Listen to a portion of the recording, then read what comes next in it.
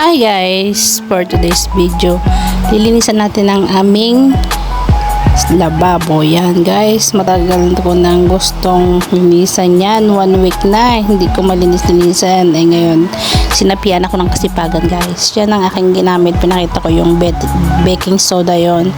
Nasa maliit na box, tsaka dishwashing liquid. Yan, inumpisan ko ng pagkuskus. Alam nyo ba guys, dati halos araw-araw ako nililinis ko yan. Nitong nagdaang mga buwan lagi lang akong si Hilata. Tinatamad ng lola nyo. Ang hirap kumilos. Kaya yan. Ngayon sinapian na ako ng kasipagan. Nasobran ko naman yata yan dahil pagkatapos kong gawin yung mga yan sakit ng likod ko. Kasi after ng pagkukus-kus ko dyan, maglilinis pa ako ng floor. Tingnan niya, pinagkaputi-putiin. Kasi ang saya-saya ko tignan kapag na kumikintab yung lababo. Pwede ka nang manalamin. Diba? Basta gusto ko laging malinis ang lababo na yan. Binras-bras ko yung sulok-sulok yan kasi may mga sumingit-singit na na kulay itim. Tapos, pati ang gripo. Binras-bras ko yan. Naubos ko yung kalahati nung box ng baking soda. Okay lang yan. Para hindi na siya mahirap linisin. Kasi once na nakuskus mo ng maigi yan, hindi na yan gaano mahirap linisin kahit araw-araw kunting padaan na lang. Kayo guys, anong ginagamit yung panglinis na inyong lababo?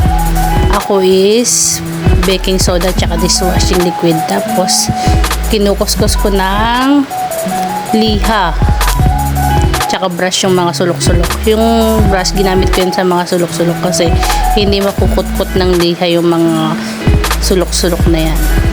Kaya ginamitan ko ng brush. Yan, patapos na yan. Babadlawan ko na yan.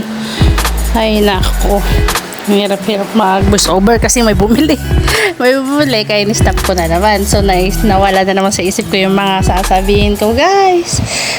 Salamat na lang guys sa mga nagpo-support sa mga uploaded videos ko. Pasensya na kayo, hindi ako masyado nakapag-update kasi po meron po akong nararamdaman ng mga nakaraang buwan. Hindi maganda ang aking pakaramdam. So ngayon medyo okay na ako. Medyo sumipag-sipag na sa pag-edit. Alam nyo ba guys, ng mga oras na yan, hirap na hirap ako kung saan ko ipapatong yung cellphone para mabidyohan yung kabuuan ng ginagawa ko. Hindi ko alam kung saan ko siya ilalagay. Siniksik ko yun doon sa lagay ng sibuyas. Tapos sinandal ko pababa para makiginagawa ko pababa. Wala kasing magbibideo sa akin. Lahat sila sa school, tsaka kung nandito man sila sa bahay, may kanya-kanyang ginagawa. Walang magbibideo. Kaya sariling video, edit. Kaya minsan, hindi ako video dahil minsan nagmamadali ako sa mga ginagawa ko. Hindi ko na maharap yung videoan yung sarili ko. Lalo na ngayon, si James Bryle makulit na. Sobrang ng kulit. Hindi pwedeng hindi ko bantayan. Hindi pwedeng mawala sa paningin ko. Kailangan lagi kong tinitingnan. Tapos na naman, hindi ako makapag-video, mag-voice over ng maayos dahil ang gulo-gulo. Kailangan pa magtago sa CR para makapag-voice over ng maayos. Yan, tapos na ang aking ginawa. Kadadaldal ko. Napakakintab na. Tuwan-tuwa ko niyan kasi napakinis na. Tanggal na yung mga ang gigitata sa gilid para na siyang bagong bili. Diba? Ang ganda. Tsaka ang sarap magluto, ang sarap magkikilos sa kusina kapag malinis yung kusina guys. Sinong relate dyan? Comment down below. Kasi hindi akong tagugas ng pinggan. Yung mga batang tagahugas ng pinggan. So, hindi hugas lang sila, hindi nila nilinis yan. So, pero ako naman tagalinis yan kasi ako tagaluto. So, pagkatapos ko maglinis ng lababo yan, binras ko yung sahig namin sa kusina, nilagyan ko ng sabon tsaka Sunrox. Di pa kasi tile sa kusina namin guys, kailangan binabrush siya once a week or pag sinisipag ako twice a week. Tinotodo ko talaga yan guys kasi hindi naman araw-araw kinukuskus kong maigi. Kasi dyan lagi, pag nandyan ako nagluluto, nandyan din lagi si James Bryle. Kaya dapat laging malinis yung side na yan. So yun lang guys, patapos na yung video. Salamat sa panonood at sa pagsuporta. Sana lagi yung suporta ng aking channel. Kung di pa kayo nakapag-subscribe sa channel ko, please subscribe. All about Lads. It's all about my family and what I'm doing every day. It's all about my daily life, my daily routine, my kids, and my family. It's all about me. Kaya ang pangalan ng vlog ko is It's All About Glads.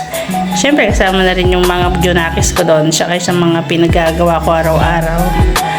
Then meron din pala akong FB account na Gladys Tamayo. Pakipollow nyo rin guys. May nagre-reels din ako. Di ba ang sipag ng lola nyo ngayon? So mag-i-end na yung video. At sana nagustuhan nyo ang aking munting ginawa ngayon. Very productive ang araw ko ngayon guys. Nakapaglaba pa ako ng mga pundat tsaka kumot niyan guys. At nagbrush-brush din ako dun sa harapan namin. Pati dun sa pinaglalabahan ko. Hindi ko nga lang na-videohan kasi ang hirap mag-video sa labas. Baka may sausaw pa yung cellphone ko sa planggana. Diyan na lang. Pinalagay ko sa isang sulak. Nakapag-video ko ng konti. So yun lang guys. Salamat sa panonood. Diyan lang kayo lagi. Suporta sa akin. Sana ma-reach ko na yung watch hour ko. Tagal-tagal ko na itong pinupuno. Hindi ko matapos-tapos dahil hindi naman ako laging nag-upload. Thank you for watching. Love you all.